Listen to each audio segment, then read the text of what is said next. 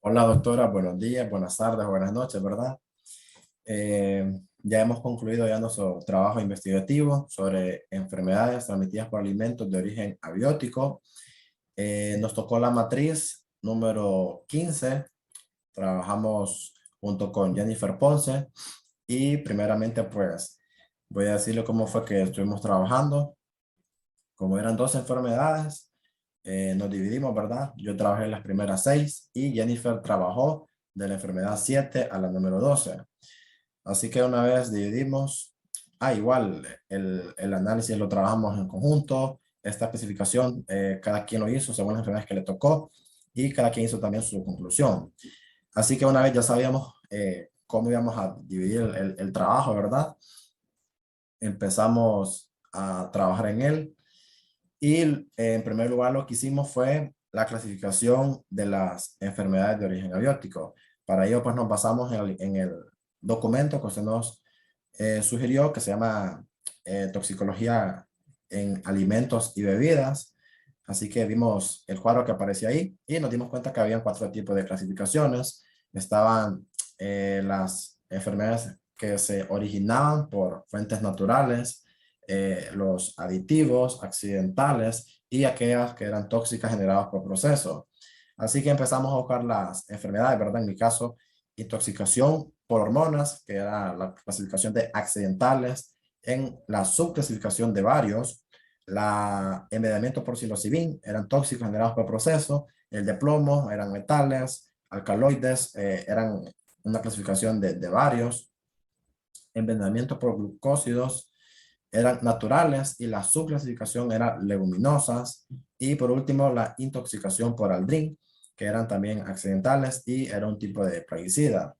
Así que una vez conocimos esta clasificación a hacer, ¿verdad? Todas las enfermedades que podemos ver, las 12, las terminamos, empezamos a hacer también el análisis y también esta comparación de las enfermedades. Una de las cosas que pudimos ver, eh, o mejor dicho, una diferencia que podemos encontrar entre las enfermedades de origen abiótico y las de origen biótico, es de que las de origen abiótico tienen una menor patogenosidad. Y esto se debe porque son sustancias químicas las que interfieren en los alimentos, a diferencia de las enfermedades transmitidas por microorganismos, perdón, de origen biótico, se trataba de agentes causales por microorganismos. Y obviamente cuando hablamos de microorganismos, pues estamos hablando de daños grandes en la salud de las personas. Entonces, en este caso, pues las enfermedades de origen abiótico tienen un daño o su patogenosidad es menor a la de origen biótico. Por otra parte, son el tipo de evolución que tienen son crónicas. ¿Por qué decimos crónicas? Porque incluso pueden pasar años para que el tiempo de exposición y los efectos que puede causar en las personas es bastante tiempo. Pueden ser incluso años, como les digo. Entonces, por eso el tipo de evolución que tienen las enfermedades de origen abiótico son crónicas. Por otra parte, pues la clasificación que ya la mencioné, que son naturales, aditivos, accidentales y tóxicos. Otra de las diferencias que encontramos en estas enfermedades abióticas es de que su detección no puede ser a simple vista, sino que debe ser por técnicas más especializadas, más sofisticadas y por lo tanto pues más caras, ¿verdad? Para los laboratorios de microbiología. A diferencia también de las enfermedades de origen biótico, es decir, de enfermedades bacterianas o producidas por microorganismos, las enfermedades abióticas no se pueden utilizar procesos tecnológicos para poder erradicar las sustancias químicas presentes. Por ejemplo, si ya tenemos un metal, por ejemplo el plomo, en este caso trabajé yo, ¿verdad?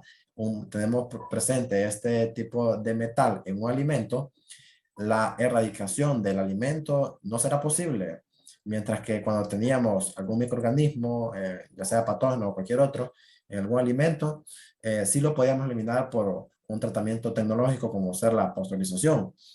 Entonces, esa es otra de las diferencias de las enfermedades de origen abiótico, que no podemos, que una vez están presentes en el alimento, no podemos usar procesos tecnológicos para poder erradicarlas.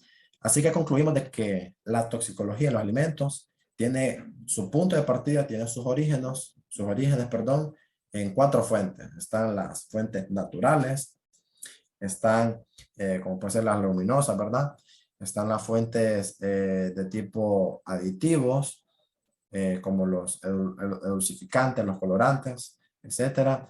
Están también las fuentes accidentales, como ser los plaguicidas. Y por último está la fuente de tóxicos generados por alimentos, ¿verdad? Como hormonas.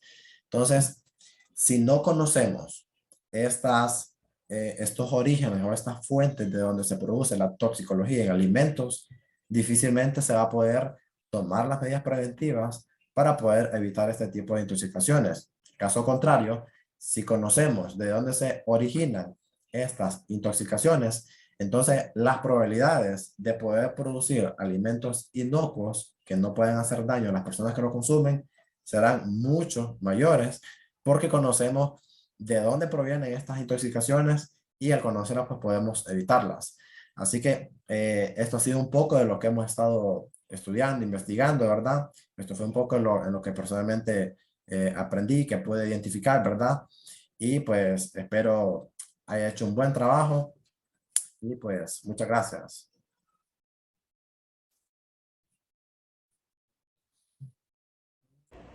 Hola, mi nombre es Jennifer Vanessa Ponce, soy de la clase de microbiología de alimento y el día de hoy les voy a explicar una matriz de doble entrada de las enfermedades producidas por las ETAs de origen biótico y abiótico. En este caso me tocó trabajar con mi compañero Fernando y como era anteriormente, nos dividimos a mí me tocó de las 7 a las 12 y a él de la 1 a las 6. Y entre las enfermedades que me tocaron está el envenenamiento por ácido fítico. También tenemos la intoxicación por histamina. De igual manera, la intoxicación por piretroides. Envenenamiento por tetradoxina.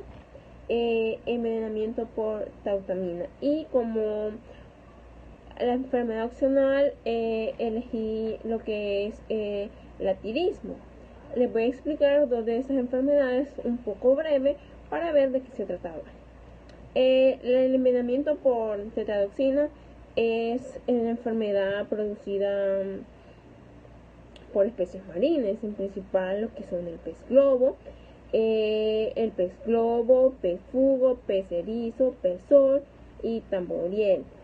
En especial, estas enfermedades son causadas por consumirlos, pero aparte de eso, su mayor toxicidad está en la piel, hígado, ovario. Su toxicidad se calcula entre 100 nuevos. Sus síntomas de esta se pueden notar en minutos e incluso en horas después del consumo de alimentos. Casi siempre aparece antes de haber transcurrido los 45 minutos. Para poder controlar este envenenamiento, lo más recomendable es dejar de consumir ese tipo de alimentos, pero eso va a ser casi imposible porque recordemos que hay personas que tienen paladares exquisitos y que les gusta probar tipo de comidas exóticas, así como el pez globo es una de las comidas más exóticas, por eso también ocurre este tipo de envenenamiento.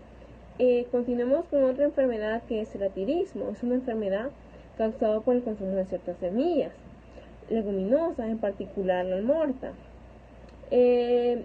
Causada por, como les dije, causada por el consumo de semillas.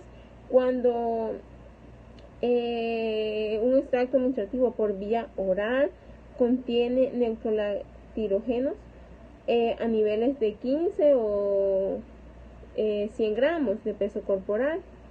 Eso es lo que se necesita para poder contraer esta enfermedad. Su periodo de esta enfermedad es indefinido.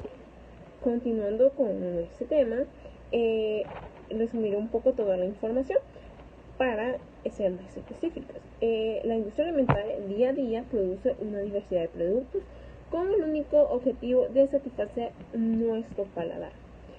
Cabe destacar que la industria alimentaria cada día produce nuevos productos, ya que nuestro paladar cada día es más exigente y pues la industria se ve obligado a producir nuevos productos.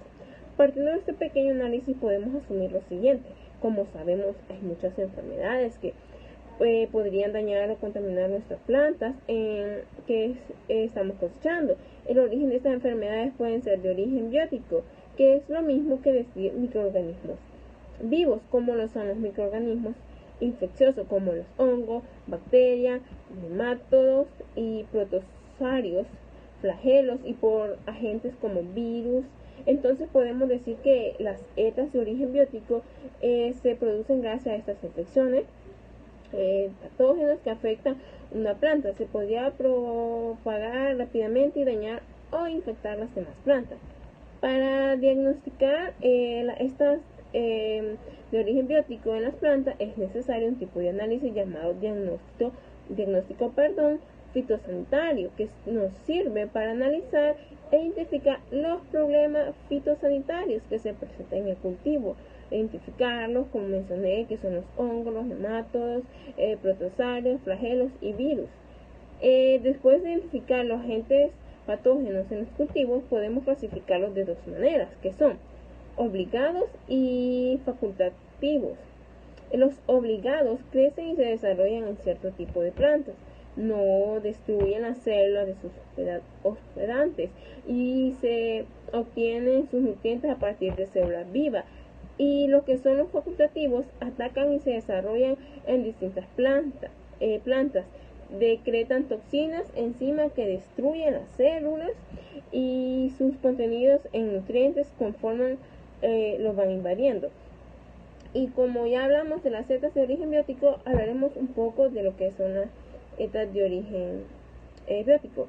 Lo que son, básicamente, son las enfermedades producidas por los microorganismos químicos y físicos sin vida, o sea, lo contrario de los de origen biótico, y en el ambiente que afectan a los organismos. Eso es todo mi explicación sobre este tema, que es muy importante. Muchas gracias.